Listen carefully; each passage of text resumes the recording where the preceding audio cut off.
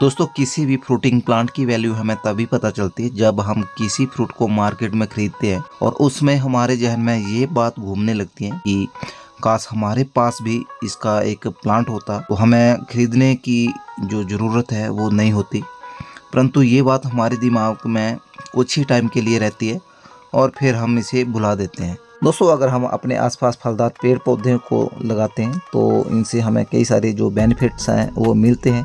In plant से हमें ताज़ी हवा मिलती है और फलों के साथ साथ ये हमारे आसपास के वातावरण को हरा भरा भी रखते हैं। और आजकल तो दोस्तों इन प्लांट में हमें कई सारी ऐसी किस्में भी देखने को मिलती हैं जिनमें जो हाइट है प्लांट्स की छोटी होती है लेकिन फल उनमें लगे होते हैं। आजकल तो दोस्तों फलदार पौधों की इतनी सारी विकसित किस्में आपको मिल जाती हैं जिनको आप लगा सकते हैं जब आप किसी नर्सरी या ऐसे संस्थान में जाते हैं। दोस्तों जहां फलदार पौधे मिलते हैं वहाँ कुछ प्लांट्स हमें ऐसे भी देखने को मिलते हैं जिनके प्लांट्स तो देखने में हमें छोटे छोटे लगते हैं लेकिन उनमें फल लगे होते हैं। ये सब दोस्तों प्लांट्स की हाइब्रिड किस्में होती हैं जो कि हमें 1 से 2 साल के अंदर ही फल देना शुरू कर देती हैं।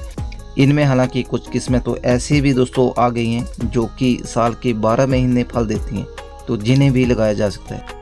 दोस्तों अगर फलदार पौधों को लगाने की बात करें तो अगर आपके पास ज़मीन है तो कोशिश करें कि फलदार पौधों को ज़मीन में ही लगाएं।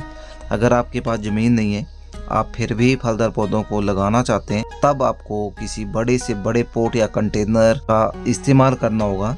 ऐसा ना करने पर दोस्तों कुछ साल तो आपका पौधा अच्छी ग्रोथ के साथ आपको फल देगा, लेकिन फिर समय के अनुसार दोस्तों इसकी जो ग्रोथ है वो रुक जाएगी और प्लांट फ्रूटिंग करना भी फिर बंद कर सकता है। ऐसा इसलिए होता है दोस्तों क्योंकि प्लांट तभी ग्रोथ करता है जब उसकी जो रूट्स हैं वो मजबूत होती हैं, और रूट्स भी तभी मजबूत बनेगी दोस्तों जब उनकी ग्रोथ होती रहेगी।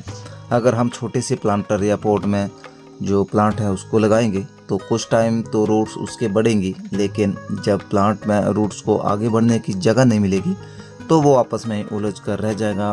उनकी जड़ों को जो न्यूट्रिशन है, जो पोषक तत्व है वो नहीं मिलेंगे, वो आपस में ही जुड़ जाएंगी, आपस में ही वो उलझ कर रह जाएंगी। प्लांट की जड़ों का गुच्छा बन जाएगा।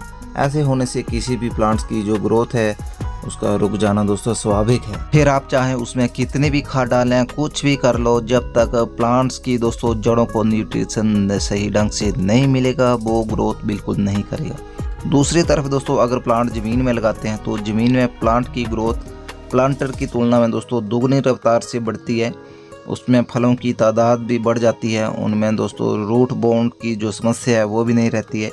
प्लांट की साल में दोस्तों आप 2 बार गुड़ाई कर दीजिए और गुड़ाई करने के बाद उसमें कोई सी भी आप काउडंग या वर्मी कंपोस्ट डाल दीजिए। बाकी ज़्यादा उसमें करने की आपको ज़रूरत नहीं है। इतने में ही दोस्तों वो जो प्लांट है वो सभी तरह के जो न्यूट्रिएंट्स हैं उनको प्राप्त कर लेता है। दोस्तों आज की वीडियो लंबी ना हो जाए इसलिए हम अपने मेन टॉपिक पे आते हैं, और जिस प्लांट की बात कर रहे हैं जिसको हम लगाने वाले हैं वो लीची का प्लांट है।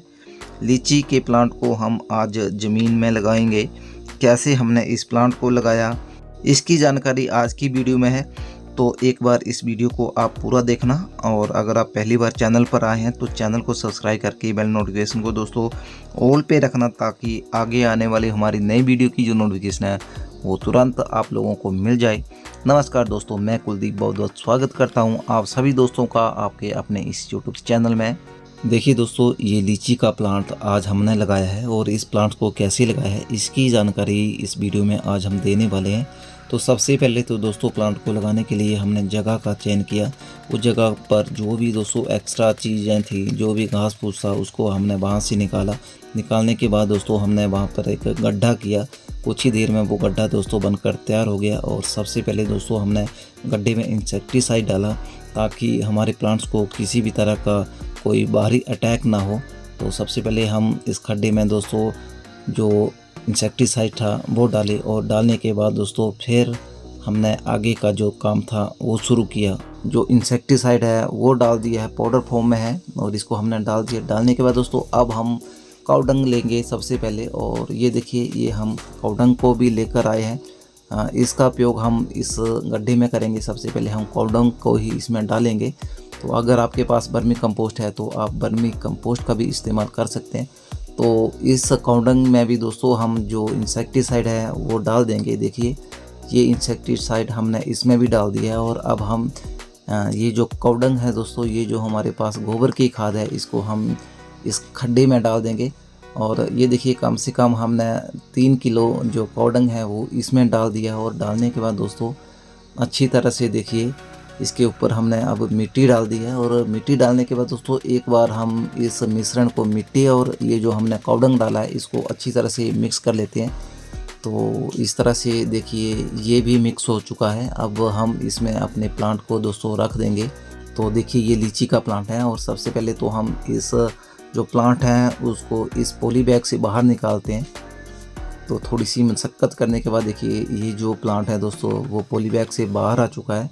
निकालने के बाद दोस्तों अब हम इस प्लांट को इस गड्ढे के बीचों बीच में रख देंगे। तो ये देखिए इस प्लांट को हमने बीचों बीच रख दिया है। और अब हम सबसे पहले दोस्तों इसमें हम मिट्टी डालेंगे। तो जल्दी से हम इसमें अब मिट्टी डाल देते हैं। तो इस तरह से हमने देखिए इसमें मिट्टी डाल दी है। और मिट्टी डालने के बाद देखिए दोस्तों दोबारा से फिर हमने जो हमारे पास ये कौडंग बचा है, जो खाद बची है, वो हमने फिर से एक बार इसके मिट्टी के ऊपर डाल दिया। और फिर से हम ऊपर जो मिट्टी है वो डाल देंगे। तो देखिए ये हमने 2 बार इसमें जो खाद है वो डाल दी है। एक बार सबसे नीचे डाली है और एक बार फिर उसके बीच में डाली है। तो इस तरह से ऊपर से भी और बीच में से जो खाद से इसको न्यूट्रिएंट्स हैं वो मिलते रहेंगे दोस्तों। ये जो कौडंग होता है दोस्तों इसमें सभी तरह के न्यूट्रिएंट्स पाए जाते हैं। अगर आप भी साल में 2 बार इस प्लांट को जो खाद है गोबर की वो दे देते हैं तो इसी में ये प्लांट आपका जो है अच्छी ग्रोथ करेगा और अच्छी फ्लावरिंग भी देगा। अगर प्लांट में फ्लावरिंग अच्छी होगी तभी हमारा प्लांट फ्रूटिंग भी अच्छी कर पाएगा। तो इस प्रकार से हमने अपने प्लांट को लगा दिया है दोस्तों। इस प्लांट को तो हमने लगा दिया है, लेकिन इस प्लांट में पानी आज हम नहीं देंगे क्योंकि आज सुबह काफ़ी बारिश हुई है, जिस कारण जो प्लांट्स की मिट्टी है वो काफ़ी गीली है। इस प्लांट में दोस्तों हम कल सुबह पानी डालेंगे। इस तरह से दोस्तों हमने इस लीची के प्लांट को ज़मीन में लगा दिया है। अब हम टाइम टाइम पर इसमें खाद और पानी डालते रहेंगे और ये आशा करते हैं कि हमारा प्लांट अच्छी ग्रोथ करेगा और टाइम आने पर हमें अच्छी पैदावार भी देगा। इसके साथ ही दोस्तों एक ऐसा प्लांट मैं आपको और दिखा रहा हूँ जिसको भी मैंने 1 हफ्ता पहले ज़मीन में लगाया है।